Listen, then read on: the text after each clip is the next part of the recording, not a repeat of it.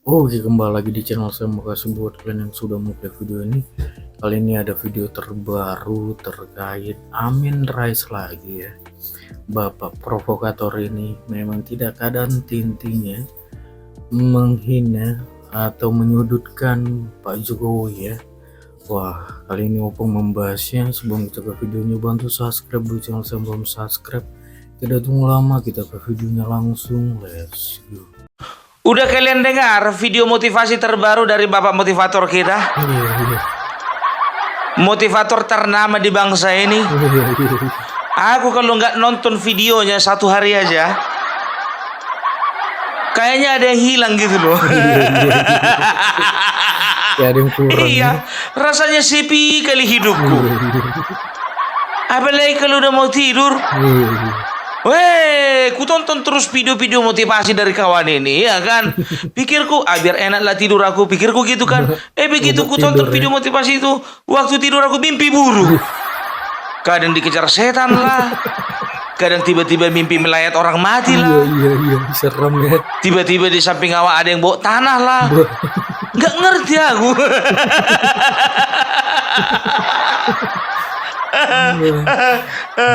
Jadi ada video motivasi terbaru. Kalian tengok lah dulu ya. Mudah-mudahan kalian termotivasi juga. Ayo sama-sama kita dengarkan ya. Saya ingin menyampaikan, pertama, Mulyono atau Jokowi itu adalah presiden terburuk yang dimiliki bangsa Indonesia. Jadi sesungguhnya orang membuat makar, ya seperti Mulyono ini kan suka membuat makar. Itu makar mereka ada di genggaman Allah. Jadi nggak kemana-mana. Ya. Sekalipun makar mereka itu dimasukkan untuk melenyapkan beberapa gunung. Ya. Ini dahsyat sekali. Ya. Jadi manusia itu cuma debunya debu. Kalau kemelinti, kemeluntu, takabur seperti Mulyono itu insya Allah akan tenggelam. Dan yang penting kita harus seret dia ke penjara. Ya. Sahaja. Assalamualaikum warahmatullahi wabarakatuh. Gimana? Udah kalian dengar? Udah termotivasi kalian? Udah termotivasi kali. Kalau kalian mau tidur jangan tonton ini. Betul. Mimpi ketemu setan nanti kalian. Apa katanya? Di penjara. Mimpi kau. Iya. Enak kali kau ngomong itu di penjara. Gampang kali kau. Kekuatan rakyat. Dari kemarin 100 kali kau mau kau kumpulkan rakyat, mau kau bilang people power. Iya, betul. Dari kemarin people power yang kau bilang itu nggak terbukti. Iya. People power. Upil power. Upil power. Paling cuma kau sama kelompokmu aja, sama orang-orang di lingkaranmu itu, paling keluargamu. Iya. People power kau bilang, enak kali kau ngomong. Kau peralat nama rakyat Indonesia. Tidak pernah ada namanya rakyat Indonesia untuk berkumpul rame-rame memenjarakan Jokowi. Iya. Si people power. Legal standingmu pun gak ada untuk memenjarakan orang. Iya. Asal ngomong aja kau, dari mulai kemarin lagi kau people power. Iya. Kau kenapa? Di sana yang kemasukan setan, kok kau yang kesurupan? Ngomongmu itu loh nggak mencerminkan kau itu orang tua. Kau tuh nggak mencermin kau itu seorang tokoh, iya kan? Tokoh apa kayak gitu? Nggak pernah bagus keluar dari muncungnya ini. Jujur aku bilang, kesal kali aku lihat kawan ini. Negatif aja terus, provokasi aja terus. Dan dia katanya selipkan satu ayat katanya. Apa katanya? Bahwasanya Jokowi itu adalah perbuatan makar. Kampret. Yang namanya makar adalah tindakan tindakan kudeta atau tindakan ingin mengambil kekuasaan dari tangan presiden yang sah. Nah, presiden yang sah kan dia. Baca dulu kamus itu. Entah apa-apa kau baca. Tolong dulu kau, berapa sih harga kamus? Kirim alamatmu sama aku biar ku bayar. Biar ku belikan. Makar aja nggak tahu kau. Yang makar itu kemarin Sunarko, Egy Sujana, Kiflan Zain, kawan-kawanmu juga itu kan.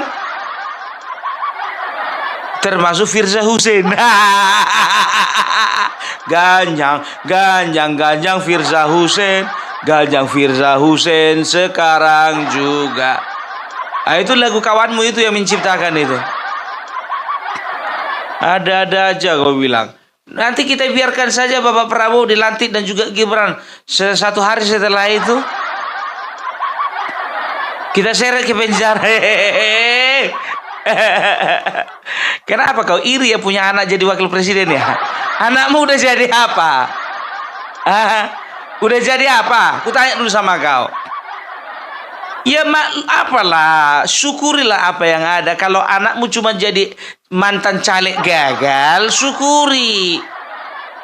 Ya syukuri, ya kan? Ini ndak. Pada saatnya Jokowi akan tenggelam. Perasaan partaimu yang tenggelam lah. Satu pun gak ada perwakilan. Coba kasih dulu datanya sama aku dulu. Di beberapa kabupaten ada nggak calon dari Partai Umat yang terpilih? Kalaupun ada, berapa persentasenya? Nggak usah sama partai besar dulu, sama PSI dulu, PSI. Sama si Gibran yang otaknya pornografi. Udah aku bilang samamu sebelum pengadilan mengatakan seseorang bersalah, maka dia tidak bisa dikatakan bersalah. Ya, ngerti kau? Jadi jangan kau sok-sokan kau. Inilah orang kalau cuman gelar doktornya itu cuman profesor. Dari mana kau dapat itu? Seriusnya itu. Kalau ku tengok-tengok ya kan, kalau itulah bedanya di Indonesia sama di Amerika. Kalau di Amerika itu orang masih muda dapat gelar doktor, profesor, itu bisa dikatakan itu hal yang wajar, yang lazim. Jadi kalau kayak kau udah tua dapat profesor, ya kan, itu bisa dikatakan nggak ada yang perlu dibanggakan. Apalagi kayak gitu model kualitasnya profesor. Aku heran ngeliat profesor-profesor, dokter-dokter yang di Indonesia sekarang. Kualitasnya itu nggak mumpuni gitu loh, rendah. Lebih bagus aku tamatan SMA.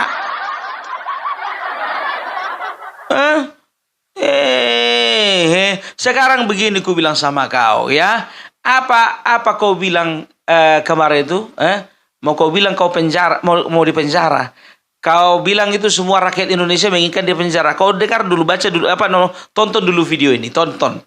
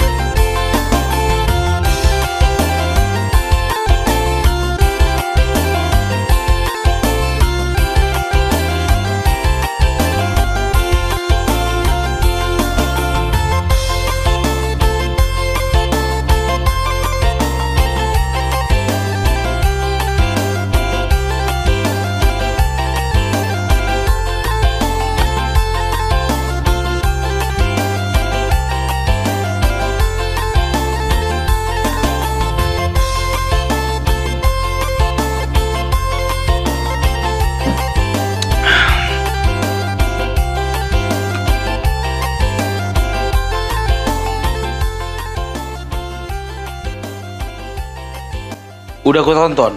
Udah pernah kau disambut semeriah orang-orang tadi? Udah pernah belum? Tadi ada di Jogja itu, udah pernah kau orang kampung sendiri menyambut kau kayak gitu luar biasanya?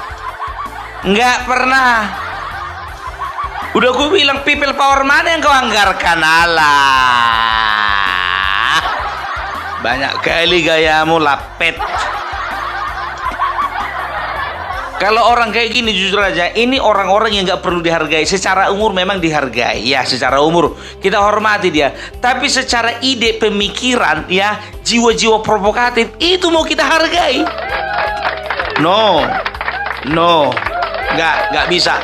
Ya, manusia-manusia ini sebetulnya adalah perusak bangsa. Ini perusak ini kalau dibiarkan hidup lama-lama ini. Ya, 2045 nggak jadi-jadi kita Indonesia Mas. Tapi itulah biasalah orang-orang kayak gini ini, ya jujur aja kita bilang biasa itu. Kalau orang udah dekat-dekat sama masa ajalnya, ya biasa ngomong suka ngelantur. Biasa itu orang kalau udah di ujung-ujung hidupnya itu ngomong suka ngelantur. Kadang-kadang tak apa-apa dilihatnya awan terbuka, nampak dia pintu surga. Semua kesalahan orang ditelanjangi, itu dia.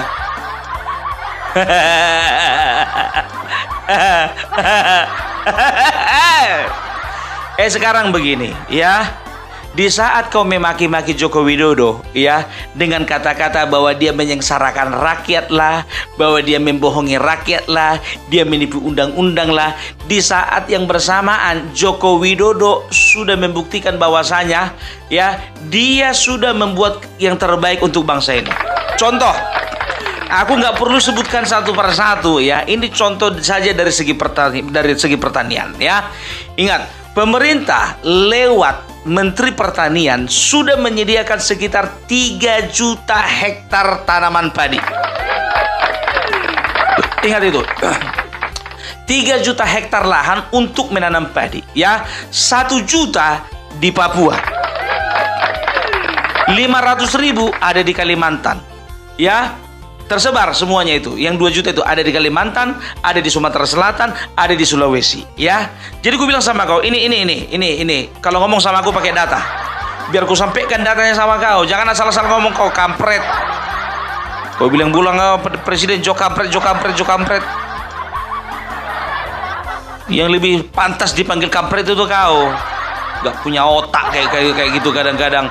Jujur aja lah aku bilang, orang seperti ini ku bilang ini perusak. Kenapa ku bilang gak punya otak? Karena otak itu dipakai untuk berpikir.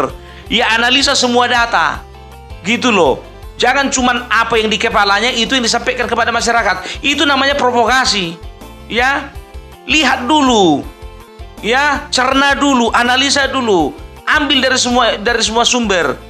Makanya Opung Parbelak datang, Opung Parbelak selalu hadir, Opung Parbelak selalu menyajikan informasi yang betul-betul sesuai dengan realita, dengan kenyataan. Nggak kayak orang ini. Karena orang ini kan selalu menyampaikan narasi berdasarkan kebencian. Berdasarkan apa? Benci karena apa? 10 tahun nggak dapatan. Banyak kali gayamu. Emosi orang kau bikin. Kau tengok dulu itu ya. Ini videonya sudah. Kalau mau kau tengok itu cari sendiri. Tidak perlu ku tampilkan. Kalau berbicara kita tentang IKN, ku bilang sama kalian, itu bukan cuma berbicara memindahkan ibu kota negara dari satu tempat ke tempat lain, bukan. Tapi di balik itu semua ada visi, ada misi yang dilakukan dengan tujuan bagaimana mempersiapkan Indonesia untuk menjadi negara maju ke depannya. Belepotan aku gara-gara sopung ini. Jadi ketika ibu kota negara dipindah, itu artinya apa? Pusat pemerintahan dipindah. Mungkin pusat ekonomi masih di Jakarta, tapi pusat pemerintahan ada di Kalimantan. Untuk apa? Supaya ya itu menjadi magnet, itu supaya menjadi daya tarik bagi para penduduk, bagi para masyarakat, para rakyat ya, yang persebarannya konsentrasinya di Pulau Jawa dan Sumatera. Itu mereka mau pindah ke daerah Kalimantan. Karena apa? Ingat ya, statistik menyatakan bahwasanya dari sekitar 280 atau 200 sekian, ya 280, hampir 280 juta jiwa di Indonesia, 56% itu di Jawa, 22% sampai 25% itu ada di Sumatera. Ya, sekarang di Kalimantan itu cuma sekitar 7%, Sulawesi sekitar 6%, Papua sekitar 5%. Jadi kau jangan asal ngomong aja. Jadi orang-orang kayak gini adalah orang-orang yang ingin Indonesia tidak maju. Gitu, pikiran-pikiran pendek. Ku tanya dulu sama kalian, tanya dulu sama dia, siapa yang bayar dia ngomong kayak gitu?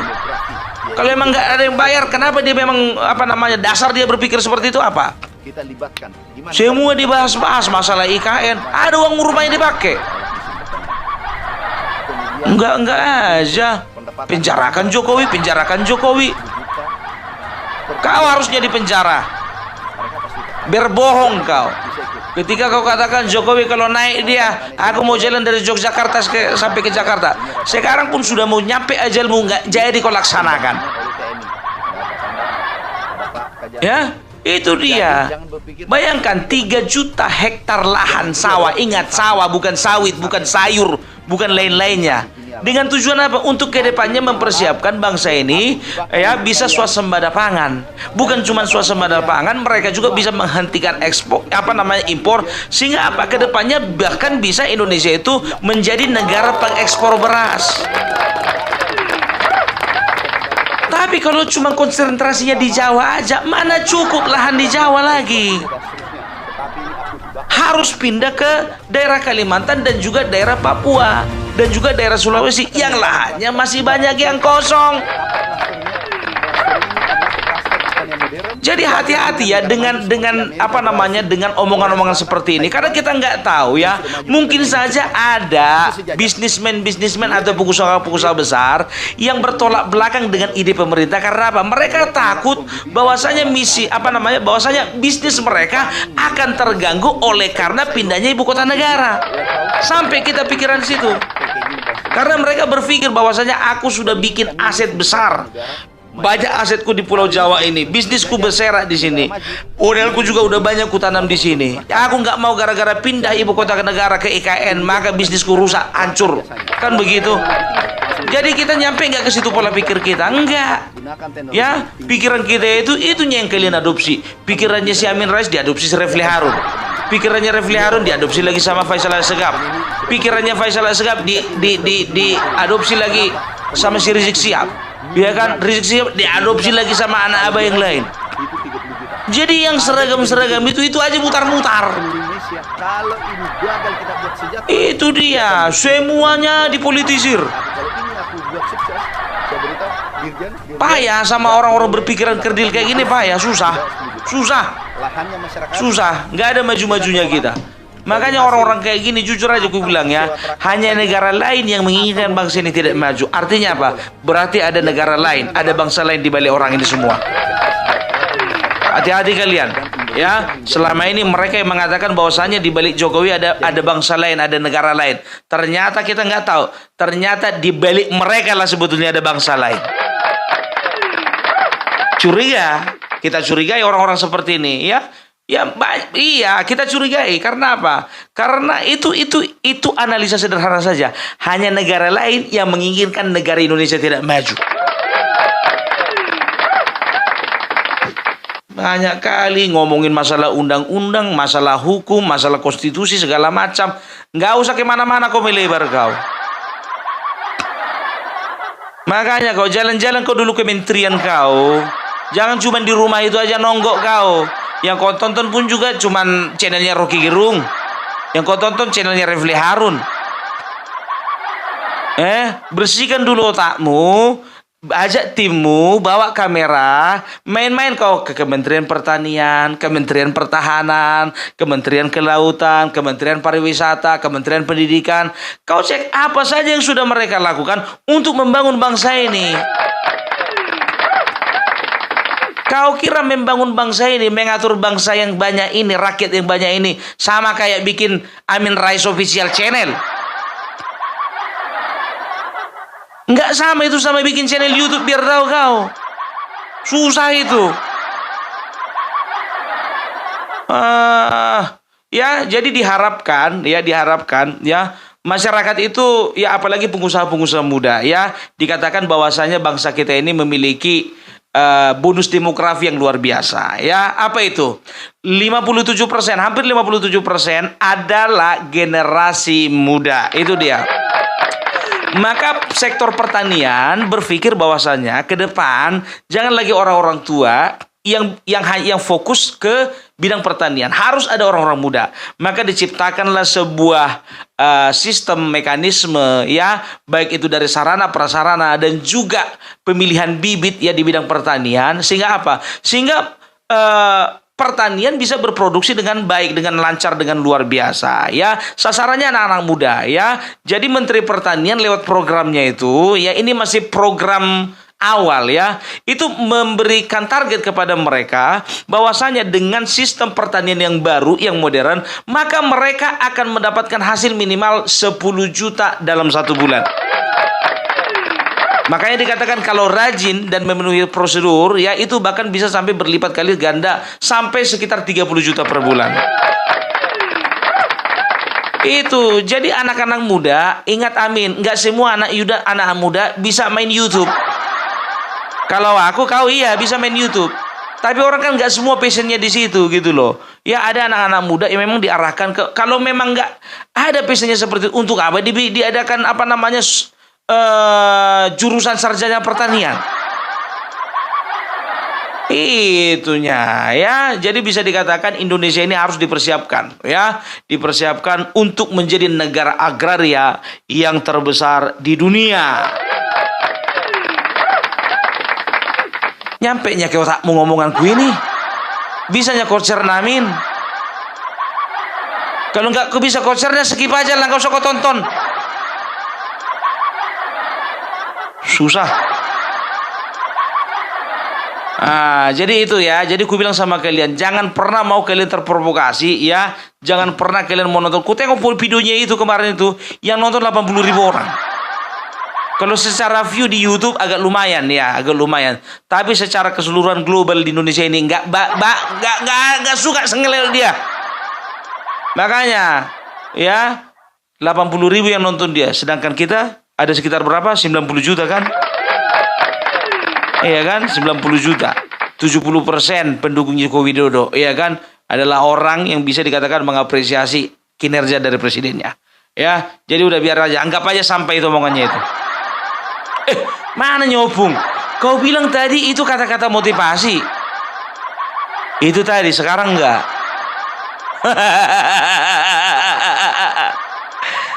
Oke lah dulu ya, kalau begitu ya. Jadi salam perbela Salam NKRI harga mati.